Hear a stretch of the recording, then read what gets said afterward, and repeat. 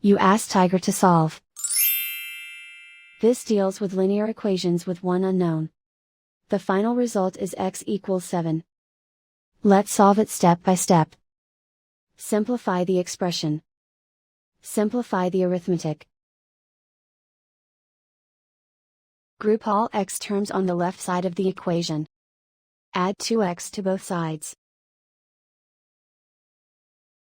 Group like terms. Simplify the arithmetic. Group like terms. Simplify the arithmetic.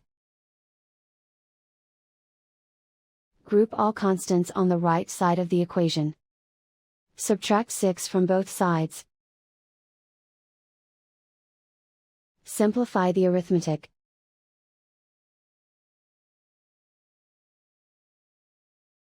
Isolate the x. Divide both sides by -2. Cancel out the negatives. Simplify the fraction.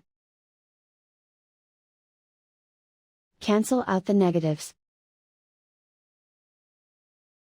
Find the greatest common factor of the numerator and denominator. Factor out and cancel the greatest common factor. And so the final result is x equals 7.